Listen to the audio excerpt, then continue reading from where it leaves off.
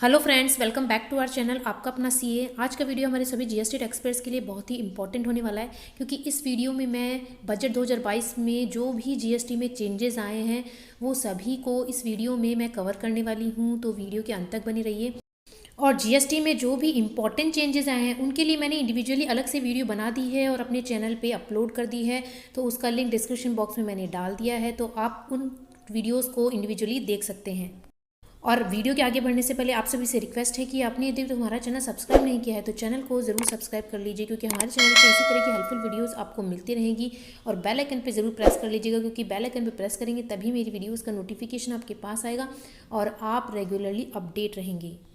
जो first change आया है वो बहुत ही इम्पॉर्टेंट अनाउंसमेंट किया है इस बजट में, कि जो हमारा सीजीएसटी एक्ट का सेक्शन 16 है उसके सबसेक्शन 4 में हम जो आईटीसी क्लेम करते हैं उसकी टाइम लिमिट बताई गई है।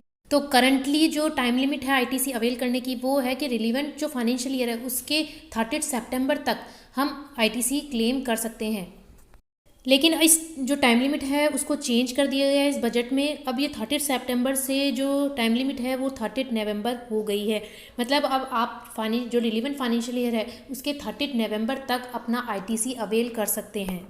और जो सेकंड चेंज आया है वो भी सीजीएसटी एक्ट के जो सेक्शन 16 है उसके सबसेक्शन 2 में आई है। तो वहाँ पे आईटीसी अवेल करने की कोई एडिशनल कंडीशन बताई गई है।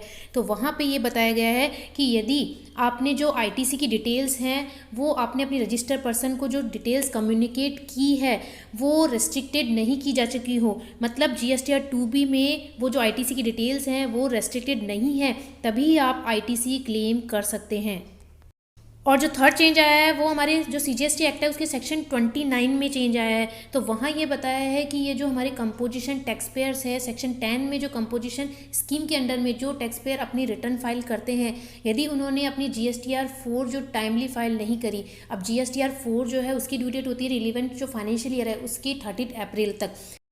तो यदि कंपोजिशन टैक्स पेयर ने जो जीएसटीआर 4 की ड्यू डेट है उसके बियॉन्ड 3 मंथ में अपनी जीएसटीआर 4 की रिटर्न फाइल नहीं की तो सुयो मोटो उनका जीएसटी का रजिस्ट्रेशन कैंसिल हो सकता है। मतलब यदि उन्होंने मई, जून और जुलाई 31 जुलाई तक भी अपनी जीएसटीआर 4 फाइल नहीं करी तो सुयो मोटो उनका जीएसटी का रजिस्ट्रेशन कैंसिल कर दिया जाएगा। और इसके साथ साथ सेक्शन 16 सबसेक्शन 2 में एक क्लॉज सी इंसर्ट किया गया है। उसमें ये बताया है कि यदि जो हमारे रेगुलर टैक्स पेयर्स है यदि उन्होंने अपनी जो रिटर्न्स है जीएसटी रिटर्न्स है वो कंटिन्यूस टैक्स पीरियड के लिए फाइल नहीं की तो उनका भी जीएसटी रजिस्ट्रेशन कैंसिल किया जा सकता है। नेक्स्ट जो चेंज आया है कि यदि आपने किसी फाइनेंशियल ईयर में कोई सप्लाई की है उसके रेस्पेक्ट में आपको क्रेडिट नोट इशू करना है। तो अभी तक तो आप जो क्रेडिट नोट है वो नेक्स्ट फाइनेंशियल ईयर के 30 सितंबर तक इशू कर सकते हैं, लेकिन अब इस डेट को 30 सितंबर से 30 नवंबर तक एक्सटेंड कर दिया है। तो अब आप क्रेडिट नोट जो है किसी फाइनेंशियल ईयर के लिए नेक्स्ट फाइनेंशियल ईयर के 30 नवंबर तक इशू कर सकते हैं। नेक्स्ट जो चेंज आया है कि यदि मान लीजिए आपने जीएसटीआर 1 और जीएसटीआर 3 भी फाइल कर दिया, अब आपको लगता है कि आपको उसमें रेक्टिफाई करना है, कोई एरर आ चुकी है, तो वो रेक्टिफिकेशन जो है करंटली आप नेक्स्ट फाइनेंशियल ईयर की 30 सितंबर तक कर सकते हैं। लेकिन अब बजट में ये चेंज आया है कि वो जो 30 सितंबर की डेट है उसे एक्सटेंड करके 30 नवंबर कर दिया है। डैट मीन्स अब आप जीएसटीआर 1 और जीएसटीआर 3B में रेक्टिफिकेशन जो है वह नेक्स्ट फाइनेंशियल ईयर के 30 नवंबर तक कर सकते हैं। और जो नेक्स्ट चेंज आया है कि जो हमारे नॉन रेजिडेंट टैक्सेबल पर्सनस के द्वारा जो जीएसटीआर 5 और जीएसटीआर 5A फाइल की जाती है उसकी ड्यू डेट अभी करंटली जो है वो फॉलोइंग मंथ की 20 होती है। तो अब इस बजट में ये चेंज लाया गया है कि the due date for filing return by non resident taxable person is prescribed as 30 day of next month. तो नेक्स्ट मंथ की 30 डे यहाँ पर प्रिस्क्राइब की गई है। और इस बजट के थ्रू अब हमारी गवर्नमेंट जो है वो आईटीसी क्लेम करने के एक नया मैकेनिज्म लाने वाली है, क्योंकि अब तक हम जीएसटीआर 3B में सेल्फ असेस बेसिस पे आईटीसी क्लेम कर रहे थे। लेकिन अब आपके जो सप्लायर हैं उन्होंने अपने जीएसटीआर 1 में जितने आपके इनवॉइसेस शो किए हैं उतना ही आप अब आईटीसी ले पाएंगे। अब गवर्नमेंट जो है वो आईटीसी के जो रूल्स हैं उनको और स्ट्रिक्ट करने वाली है, जिससे आप अपना आईटीसी जो है वो सेल्फ असेस बेसिस पे नहीं ले पाएंगे। और जब आप अपनी जीएसटी के रिटर्न्स को टाइमली फाइल नहीं करते हैं तो सेक्शन 47 के अंडर में आपके ऊपर लेट फी चार्ज की जाती है। तो अब जब टीसीएस की रिटर्न यदि आपने टाइमली फाइल नहीं की, टीसीएस की रिटर्न को डिले फाइल किया, तो उस पर भी लेट फी की लेवी का एक प्रोविजन ला दिया गया है सेक्शन 47 में। इस प्रोविजन को लाके सेक्शन 47 को अमेंड किया गया है। और जो CGST एक्ट का फॉर सेक्शन 49 है उसमें भी अमेंड किया गया है। तो आपका जो इलेक्ट्रॉनिक क्रेडिट लेजर में जो भी अमाउंट अवेलेबल रहता है उसके यूटिलाइजेशन पर भी अब रेस्ट्रिक्शंस के रिगार्डिंग प्रोविज़न लाए गए हैं, जिसके थ्रू सेक्शन 49 को अमेंड किया गया है। और इसके साथ साथ यदि किसी रजिस्टर्ड पर्सन के ई कैश लेजर में कोई अमाउंट अवेलेबल है तो उस अमाउंट को ट्रांसफ़र कर सकते हैं डिस्टिंक्ट पर्सन के ई कैश लेजर में। तो इस प्रोविज़न को लाके भी सेक्शन 49 को अमेंड किया गया है। और section 50 subsection 3 of CGST act में भी चेंजेस आए हैं। जैसे कि आप देख सकते हैं, लिखा है section 50 subsection 3 of CGST act is being substituted retrospectively with affect from 1 जुलाई 2017।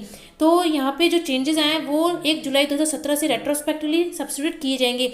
तो मान लीजिए यदि आप कभी इनपुट टैक्स क्रेडिट जो है रॉन्गली अवेल कर लेते हैं या उसका यूटिलाइज कर लेते हैं, जो ITC आपने रॉन्गली अवेल किया है, यूटिलाइज किया है, उसको जब आप रिवर्स करेंगे तो उस पर भी इंटरेस्ट चार्ज होगा। और जो ये चेंज आया है ये 1 जुलाई 2017 से रेट्रोस्पेक्टिवली सब्स्टिट्यूट किया गया है। और 12 पॉइंट में देखें तो जैसे कि लिखा है कि section 49 of the CGST act is being amended so as to provide for prescribing the maximum portion of output tax liability which may be discharge through electronic credit laser.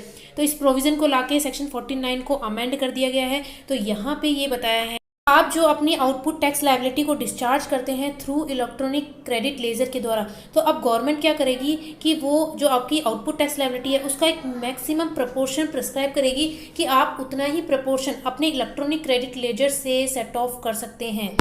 और जो रिमेनिंग आउटपुट टैक्स लायबिलिटी होगी वो आपको cash में पे करनी होगी। तो इस प्रोविज़न को लाके भी सेक्शन 49 को अमेंड किया गया है। और इसके साथ साथ यदि आपके इलेक्ट्रॉनिक कैश लेजर में बैलेंस है और आपका वो यूटिलाइज नहीं कर पा रहे हैं आप, तो आप उसका रिफंड भी क्लेम कर सकते हैं। अब ये फैसिलिटी आपको अवेलेबल रहेगी। और इसके साथ साथ अब rate of interest under section 50 subsection 3 में प्रिस्क्राइब की है 18% इन ऑल केसेस, मतलब सभी केसेस में अब जो रेट ऑफ इंटरेस्ट लगने वाली है वो 18% लगने वाली है। दैट मीन्स चाहे आपने GST का पेमेंट में डिले करते हैं तो उस केस में भी 18% लगेगी, और यदि आपने अपनी GST 3B को लेट फाइल किया तो उस केस में भी रेट ऑफ इंटरेस्ट 18% लगेगी। अब ये क्वेश्चन आता है कि ये जो सभी चेंजेस हैं ये कब से एप्लीकेबल होंगे।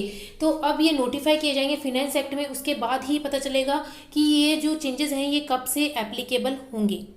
लेकिन जो हमारे बजट में जो भी इनकम टैक्स है, GST में जो भी चेंजेस हुए हैं वो एप्लीकेबल है फॉर फाइनेंशियल ईयर 2022-23 के लिए। तो यहाँ पे GST में जो भी चेंजेस हुए हैं हमारे बजट में वो हमारे फाइनेंशियल ईयर 21-22 पर एप्लीकेबल नहीं होंगे। और भी आपको इनकम टैक्स और GST में बजट में जो चेंजेस हैं उनके रिगार्डिंग कोई क्वेश्चन है, कोई क्वेरी है तो आप हमसे कमेंट बॉक्स में पूछ सकते हैं। और GST के साथ साथ इनकम टैक्स में भी कई चेंजेस आए हैं, तो सेक्शन वाइज हम डिटेल वीडियो अपने चैनल पे अपलोड करने वाले हैं। तो आप हमारे चैनल को सब्सक्राइब कर लीजिए क्योंकि इसी तरह की हेल्पफुल वीडियोस हमारे चैनल पे आपको मिलती रहेगी। तो मिलते हैं नेक्स्ट वीडियो के साथ। Thanks for watching.